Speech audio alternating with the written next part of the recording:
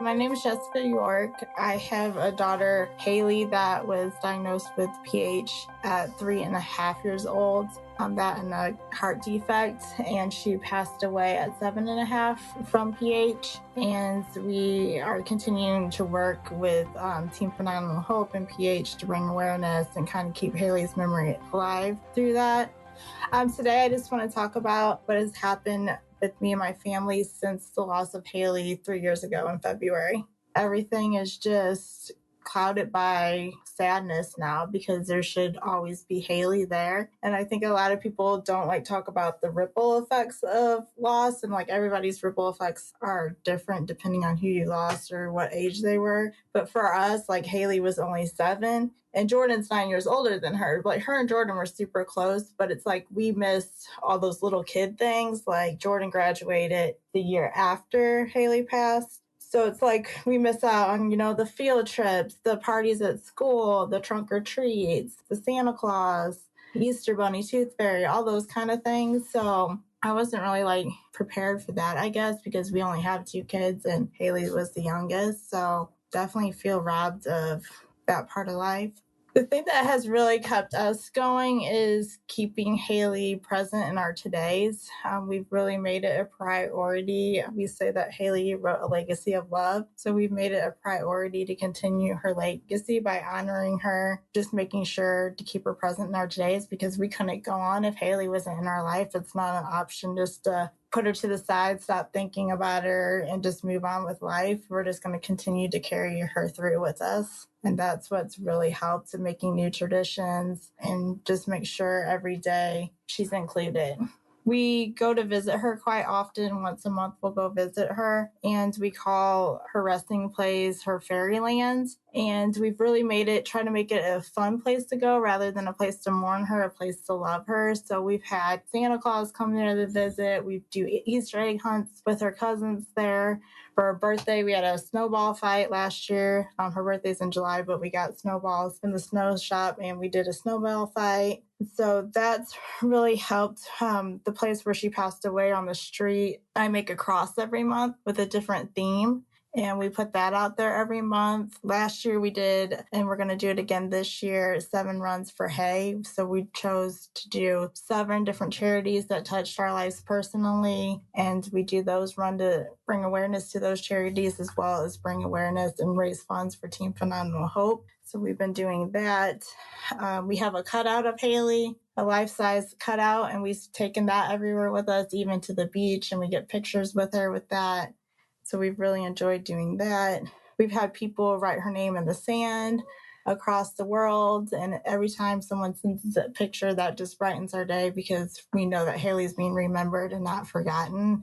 And that's huge for us. February 11th, we're coming up on her 3rd angel anniversary. So on that day, we've done it the past couple years, but we'll do a balloon release at her fairyland, as we call it. And then everybody goes to one of her favorite places, which is Chuck E. Cheese. So we eat pizza and play games. And then at the time that she passed away, the initial time that Joe made the 911 call, which was 7, we walked to her cross, which is right up the street from my parents' house. And we do a glow walk where we have glow sticks and different flashing lights and stuff like that. We just like to put a little bit of Haley's spunk to everything.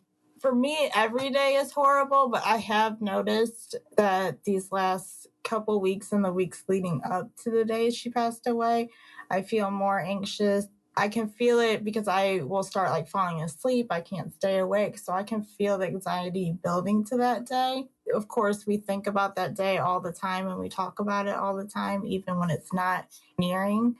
But in the weeks coming, it definitely is a buildup of reliving the anxiety that I felt those weeks too. Back when this was happening, when she was going to have her heart cath, I just didn't feel right that time. I felt so much more scared and anxious, and I just felt like something bad was going to happen. You have those thoughts, even though logically, there's nothing you could have done, but you still feel like you let them down and maybe I should have did something different and maybe, she would still be here. So those thoughts come up too, I think more than throughout the year, but it's definitely always there. I know for Joe, he actually was set to start a new job the week after she passed. So they pushed back his start date. For him, his job was like a fresh start in a way because he hadn't worked there previously from Haley passing. And for him, now he pretty much just works himself to death. He works there, he works on the weekends. He's just constantly working because, helps him keep his mind off of it. And for me, going back to work, I worked at a pediatrician office. It was very hard for me because I was seeing kids all day. I was seeing her date of birth all day at work.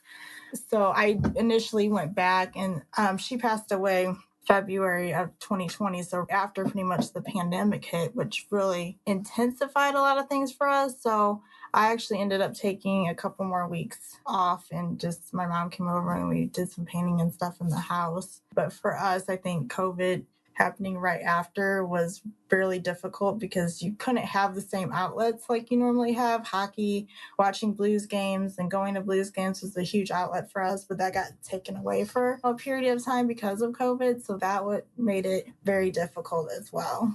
But I think for us, it's just been making those traditions, but keeping her in those traditions. Like if we go to the beach, that was Haley's favorite place. And ironically, that's where we feel most at peace. And I know I say that for myself, Joe and Jordan. It's just something about being there puts us at such peace and makes us feel more connected with her. And we can write her name in the sand and we can take the cutout and we can get family pictures so she can still be a part of it. But for me too, is having, and I think Jordan as well, it's having my niece and nephew.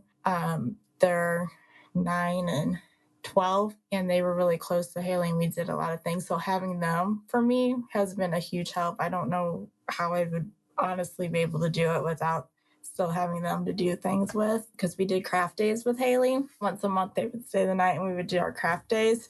So the first few times we did that, it was really hard on especially Jordan and Leo, who is her youngest cousin.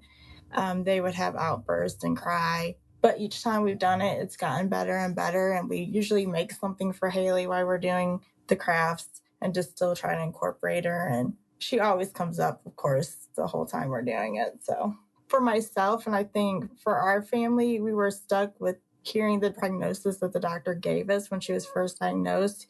Like I kept having it stuck in my head, a decade. She's going to live a decade.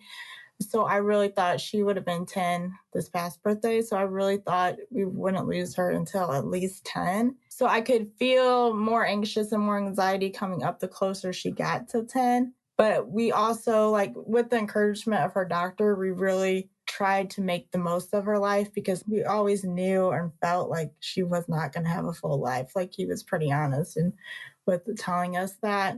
So we try to make the best of every day and just like do as much with her as possible.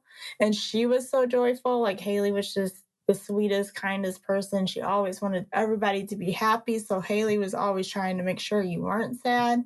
So it was hard to be sad around her because she was just so joyful. But I definitely always had fear of losing her, when it was going to happen, how it was going to happen. But I definitely wasn't expecting it to happen as soon as it did, because I was stuck on just feeling like those 10 years, well, we have to figure out something that's going to help her before that 10 years gets up. That was constantly the timeline, I guess, was the most fearful for me. It's the closer we got to that point. For me, it's like it was when she first was diagnosed, the losses happened from afar. It was like somebody that you were friends with on Facebook, but they were friends with them, so you didn't even know them. And then it just kept moving closer and closer in. And then we lost Candy when she was here for the PH walk that we were really close to. And then when Madison passed away, it was devastating to me. And that's when my fear really grew, because Haley's heart death was just a few weeks after hers. And I just had a horrible feeling. And then after Haley passed, Hazel passed, and she was only, 2.5 years old, I think. And it's just like continuing to watch all these people that you come to build a friendship with, even if it's been, over Facebook. It's just like you have to watch them one by one just, pass away from this horrible disease. You can keep trying to find a cure, but you just know that that's going to be the end result. My advice is keep them present. That's the biggest advice I can give. Make traditions those help so much for us. Any way you can include them in current traditions or make new traditions. Don't want them to be forgotten. There's ways to carry them forward to each and every day and years to come. You just have to find what will work best for your family. We've done a lot of them. We have a lot of them. We're continuing to grow new ones. But I just think that that's personally what's helped us best, is making sure she's not forgotten and left in our past, that we could keep continuing forward with her. My name is Jessica York, and I'm aware that my daughter Haley was rare.